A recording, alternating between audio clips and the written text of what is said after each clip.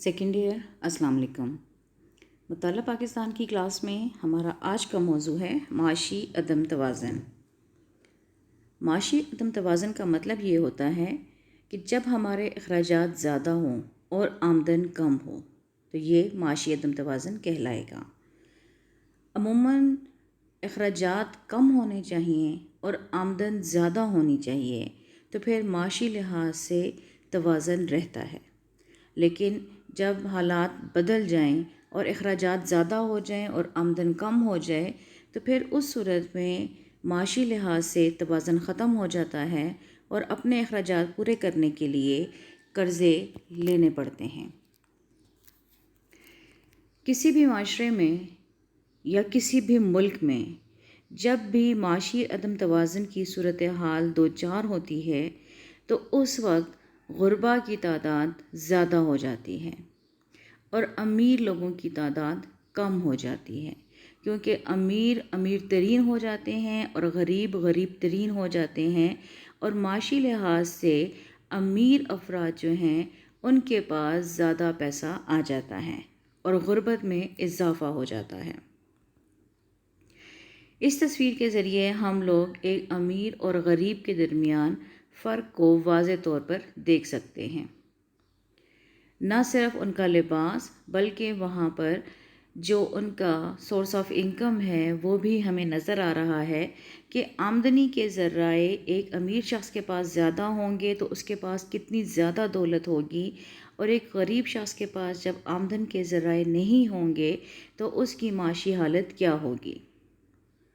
اسی طرح سے یہ اثر نہ صرف ان کے لباس پر، ان کی رہائش پر، ان کے کھانے پینے پر نظر آئے گا بلکہ زندگی کے ہر شعبے میں یہ فرق واضح نظر آتا ہے۔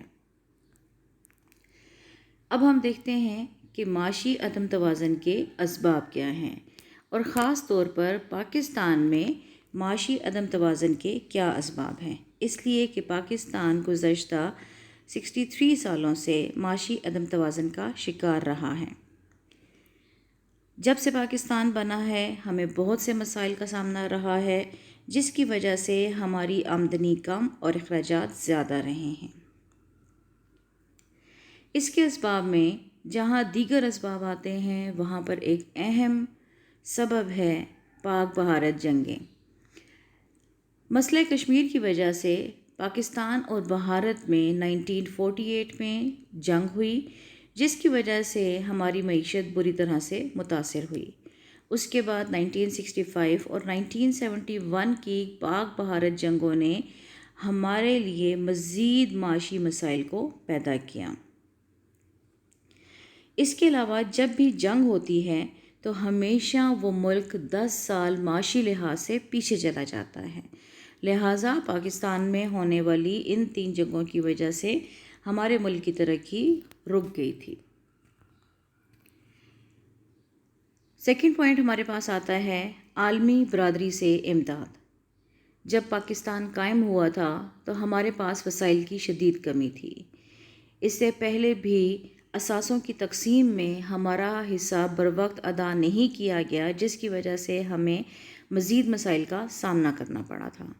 پاکستان نے اپنی ترقی کے لیے 5 سالہ پروگرام شروع کیے، جس میں صنعت اور زراعت 2 اہم شعبے تھے، ان کی ترقی کے لیے کام کا آغاز کیا گیا۔ اس سلسلے میں بین الاقوامی برادری سے مدد بھی لی گئی۔ بین الاقوامی برادری سے ملنے والی امداد جو کہ قرضے کی شکل میں تھی، اور وہ قرضہ اب سود در سود ہمارے اوپر بہت زیادہ بڑھ چکا ہے، لہٰذا ہم نے زراعت کو ترقی دینے کے لیے ڈیم اور نہروں کو بنایا تھا، مگر وہ امداد اور وہ قرضہ آج ہمارے لیے مشکلات کا سبب بنا ہوا ہے۔ تھرڈ پوائنٹ ہمارے پاس آتا ہے غیر مستحکم سیاسی عمل۔ پاکستان جب قائم ہوا تھا تو ہمارے پاس سیاسی عمل غیر مستحکم تھا۔ آئے دن وزارتیں تبدیل ہو رہی تھیں۔ وزرائے اعظم کی تبدیلی کی وجہ سے کوئی بھی وزیر اعظم ملک کی ترقی کے لیے کام نہیں کر سکتا تھا۔ اس عمل سے نہ صرف یہ کہ جو سیاسی رہنما تھے ان میں اعتماد نہیں رہا تھا، بلکہ ان کے ساتھ ساتھ عوام کا اعتماد بھی حکومت پر سے ختم ہو گیا تھا۔ بار بار بدلنے والی حکومتوں کی وجہ سے جہاں پر ہمیں فوجی مسائل کا سامنا کرنا پڑا، دفاعی مسائل کو ختم کرنے کے لیے ہم نے اپنی فوجی طاقت کو بڑھایا، وہیں پر اندرونی مسائل کو حل کرنے پر توجہ نہیں دی گئی۔ نیکسٹ پوائنٹ ہمارے پاس آتا ہے متفرق مسائل۔ متفرق مسائل میں بہت سے ایسے مسائل سامنے آتے ہیں جس کی وجہ سے پاکستان کو معاشی عدم توازن کا سامنا کرنا پڑا تھا۔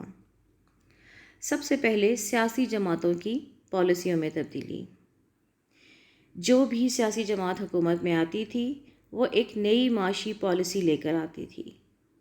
جیسے بھٹو کی حکومت آئی تو اس نے نیشنلائزیشن، قومیانے کی پالیسی متعارف کروائی، جس کی وجہ سے تمام اداروں کو حکومت نے قومیاں لیا۔ لیکن اس کا نقصان یہ ہوا کہ نجی شعبے میں انویسٹمنٹ رک گئی۔ بعد میں آنے والی بے نظیر کی حکومت نے ڈی نیشنلائزیشن کی پالیسی اپنا لی، اور نواز شریف کی حکومت نے پرائیویٹائزیشن کی پالیسی یعنی کہ نجکاری کی پالیسی اپنا لی۔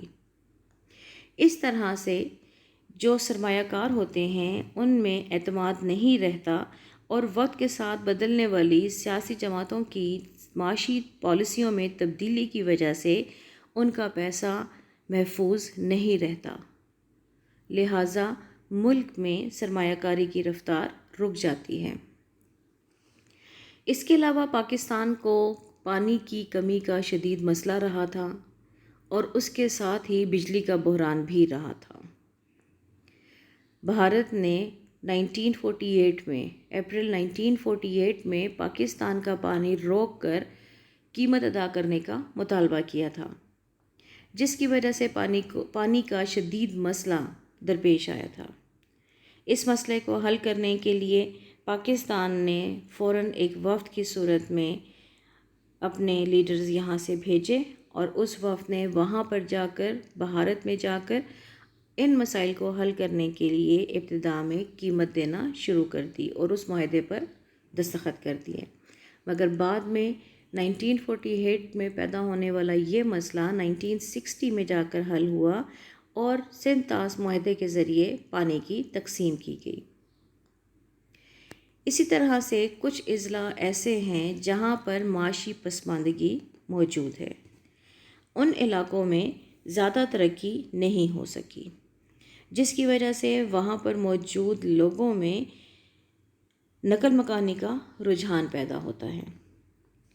جب بھی کسی علاقے میں صوبوں میں ترقی کے یکساں مواقع پیدا نہ کیے جا سکیں تو ہمیشہ لوگوں میں اعتماد کی کمی ہو جاتی ہے، اور اس علاقے میں غربت بڑھ جاتی ہے۔ جیسے پنجاب اور سندھ میں زیادہ ترقی ہے، اور سرحد اور اس کے علاوہ بلوچستان میں ترقی کے مواقع کم رکھے گئے ہیں، جس کی وجہ سے یہ علاقے کم ترقی یافتہ ہیں۔ مسئلہ کشمیر ہمارے لیے ایک بہت بڑا مسئلہ ہے۔ نہ صرف اس کی وجہ سے پاکستان اور بھارت کے تعلقات خراب رہے، بلکہ دونوں ممالک کی وجہ سے پورے خطے کا امن بھی تباہ ہوتا رہا۔ 3 دفعہ ہونے والی جنگیں اور اس کے بعد کارگل کی جنگ کی وجہ سے پاکستان بھارت تعلقات نے خطے کے امن کو بھی نقصان پہنچایا۔ اب دونوں ممالک ایٹمی طاقت بھی بن چکے ہیں، جس کی وجہ سے اس خطے کو زیادہ خطرہ درپیش ہے۔ اقوام متحدہ اور دیگر بڑی طاقتیں بھی اس مسئلے کو حل کرنے میں پرہیز سے کام لے رہی ہیں، جس کی وجہ سے غیر ملکی سرمایہ کار پاکستان میں سرمایہ کاری سے پرہیز کرتے ہیں۔ یہی وجہ ہے کہ کم سرمایہ کاری کی وجہ سے پاکستان میں وہ ترقی نہیں ہو سکی جو کسی بھی ملک کا حق ہوتی ہے، لہٰذا سرمایہ کاری میں کمی کی وجہ سے پاکستان کو معاشی مسائل درپیش رہے۔ اس کے علاوہ افغانستان کے حالات نے بھی پاکستان کے معاشی حالات پر بہت برا اثر مرتب کیا۔ جب روس نے افغانستان کے اوپر حملہ کیا تھا تو پاکستان کی حکومت نے مہاجرین کے لیے اپنے بارڈرز کھول دیے تھے۔ 35 لاکھ سے زائد آنے والے مہاجرین کی وجہ سے پاکستان کی معیشت پر منفی اثرات مرتب ہوئے تھے۔ اس کے علاوہ اسمگلنگ اور منشیات نے بھی ہماری معیشت کو تباہ کر کے رکھ دیا۔ اسمگلنگ میں چیزوں کی تجارت غیر قانونی طریقے سے کی جاتی ہے اور حکومت کو ٹیکس ادا نہیں کیا جاتا، جس کی وجہ سے حکومت معاشی بدحالی کا شکار رہتی ہے، اور منشیات جو کہ ویسے ہی بین ہے، اس کی وجہ سے ہماری نوجوان نسل تباہ ہو کر رہ گئی ہے۔ جب کسی ملک میں اسمگلنگ اور منشیات عام ہو جائیں تو پھر وہ ملک قرضوں کے بوجھ تلے دب کر رہ جاتا ہے۔ یہی وجہ ہے کہ پاکستان ان حالات میں معاشی عدم توازن کی وجہ سے کروڑوں ڈالر کا مقروض ہے۔ اس کے علاوہ جہاں پر دیگر اسباب کو ہم نے دیکھا، معاشی عدم توازن کا ایک اور بڑا سبب آبادی میں تیز رفتار اضافہ ہے۔ وہ علاقے جو پسماندہ رہے، وہاں پر ترقی کے مواقع میسر نہیں تھے، لہٰذا وہاں کے افراد نے شہروں کی طرف نقل مکانی شروع کر دی۔ ان اضلاع میں تعلیم اور صحت اور دیگر ضروریات کی کمی کی وجہ سے لوگوں نے ان سہولیات سے فائدہ اٹھانے کی وجہ سے شہروں کی طرف آنا شروع کر دیا۔ اس طرح شہروں میں آبادی کا دباؤ بڑھ گیا۔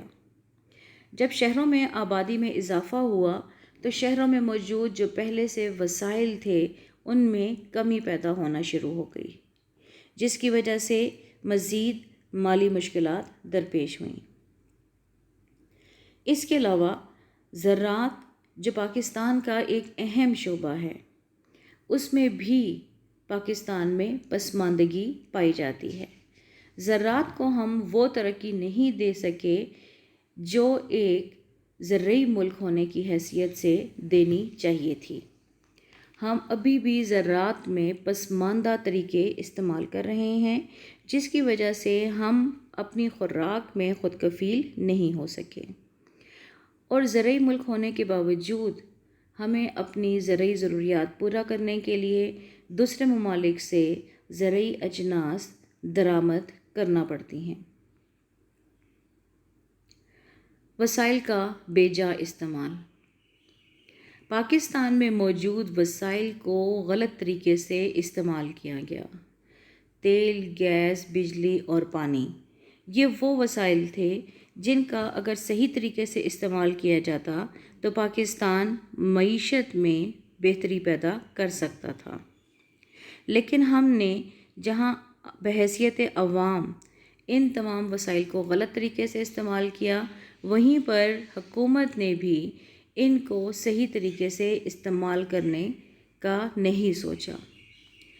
گیس کو صرف سوئی گیس جو ہے، سوئی کے مقام سے حاصل ہونے والی گیس اور بلوچستان کے مختلف علاقوں سے حاصل ہونے والی گیس پورے ملک کو گیس کی ضروریات فراہم کر رہی ہیں، اور بجلی جو ہے اس کا بحران پاکستان میں رہا، جس کی وجہ یہ ہے کہ حکومت نے ڈیمز نہیں بنائے، لہٰذا بجلی کی شدید قلت ہے۔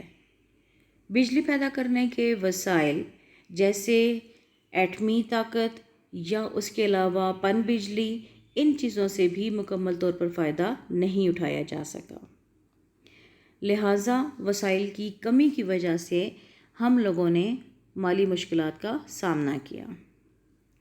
اس کے علاوہ سیاحت سے بھی ہم مکمل طور پر فائدہ نہیں اٹھا سکے۔ پاکستان کو اللہ تعالیٰ نے بے تحاشا خوبصورتی سے نوازا ہے۔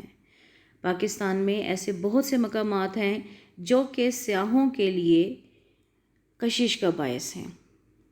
اگر ہم سیاحت کو ترقی دیں تو ہمارے ملک کی قومی آمدنی میں اضافہ ہوگا اور زر مبادلہ حاصل ہوگا، لیکن ابھی تک سیاحت کے اوپر زیادہ توجہ نہیں دی جا سکی۔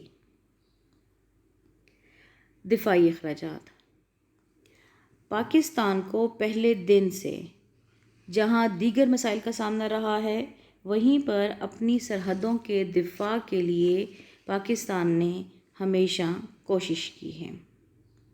ایک طرف بھارت کے ساتھ ہمارے تعلقات ٹھیک نہیں تھے، تو اسی طرح سے ابتدا میں افغانستان نے بھی پاکستان کو بحیثیت آزاد اسلامی ملک ماننے سے انکار کر دیا تھا۔ لہٰذا پاکستان کو اپنے دفاع کے لیے بجٹ میں ایک بڑا حصہ مختص رکھنا پڑا۔ اس کے بعد بھی پاکستان نے اپنے بجٹ میں 80% حصہ دفاع کے لیے رکھا اور باقی 20% حصہ مختلف ترقیاتی اخراجات کو پورا کرنے کے لیے رکھا گیا۔ اس کے علاوہ غیر متوازن تجارت کی وجہ سے ہمارے ملک میں برآمدات کم اور درآمدات زیادہ رہی ہیں۔ عام طور پر تجارت میں جس ملک میں بھی درآمدات کم ہوں اور برآمدات زیادہ ہوں، وہ ملک تجارت کے میدان میں ترقی کرتا ہے، لیکن پاکستان میں حالات اس کے برعکس ہیں۔ ہماری برآمدات میں وہ چیزیں شامل ہیں جو کہ مالی لحاظ سے کم قیمت کی ہیں، جیسے گندم، چاول، کھیلوں کا سامان، کاٹن ٹیکسٹائل اور اس طرح مختلف چیزیں۔ اور درآمدات ہماری مہنگی ہوتی ہیں، جیسے مشینری، میزائل ٹیکنالوجی، دفاع کے لیے اسلحہ۔ تو اس طرح سے درآمدات مہنگی اور زیادہ ہونے کی وجہ سے پاکستان کے مالی حالات ہمیشہ خراب رہے ہیں۔ لہٰذا اگر اپنے ان مسائل کو حل کرنا ہے تو تجارت میں بھی توازن پیدا کرنا پڑے گا، جس میں برآمدات زیادہ کرنی پڑیں گی اور مہنگی اشیاء کو برآمد کرنا پڑے گا اور درآمدات کو کم سے کم کرنا پڑے گا۔ اس عمل کے لیے ہمیں صنعتی میدان میں ترقی کرنا پڑے گی۔ جب ہماری صنعت ترقی یافتہ ہو جائے گی تو پھر ہماری تجارت میں توازن پیدا ہو جائے گا۔ پاکستان نے جو معاشی عدم توازن کو برداشت کیا ہے، اس کو ختم کرنے کے لیے حکومت نے کئی اقدامات کیے ہیں۔ جیسے حکومت نے پسماندہ علاقوں کی ترقی کے لیے منصوبہ سازی کی ہے۔ پسماندہ علاقے پاکستان کے وہ علاقے جہاں پر ترقی کے مواقع فراہم نہیں کیے گئے تھے اور لوگوں کی بنیادی ضروریات پوری نہیں ہو رہی تھیں، لہٰذا اب ان علاقوں کے اوپر توجہ مرکوز کی گئی ہے۔ پنجاب، سندھ، بلوچستان اور خیبر پختونخوا کے پسماندہ علاقوں کی ترقی کے لیے حکومت منصوبہ سازی کر رہی ہے اور وہاں پر وہ تمام ضروریات فراہم کر رہی ہے جو لوگوں کا بنیادی حق ہوتا ہے۔ اس سلسلے میں ایک اہم قدم فاٹا کا خیبر پختونخوا میں انضمام بھی ہے۔ اس طرح اس کے ملاپ کی وجہ سے اب فاٹا کا علاقہ، جو ساری ہماری ایجنسیز تھیں، وزیرستان ایجنسی، اورکزئی ایجنسی، یہ تمام ایجنسی جو تھیں اب ان علاقوں کی ترقی کے مواقع میسر ہوں گے۔ اس کے علاوہ حکومت نئے ڈیم کی تعمیر کی بھی منصوبہ بندی کر رہی ہے۔ نئے ڈیم کی تعمیر سے نہ صرف پانی کا مسئلہ حل ہو جائے گا اور زراعت میں ہم لوگ خود کفیل ہو جائیں گے، بلکہ اس سے بجلی کے بحران پر بھی قابو پایا جا سکے گا۔ ڈیم کی تعمیر کی وجہ سے لوگوں کو روزگار کے مواقع بھی میسر ہوں گے۔ اس طرح سے پاکستان کسی حد تک معاشی عدم توازن سے باہر نکلے گا اور مالی حالات بہتر ہو جائیں گے۔ شکریہ۔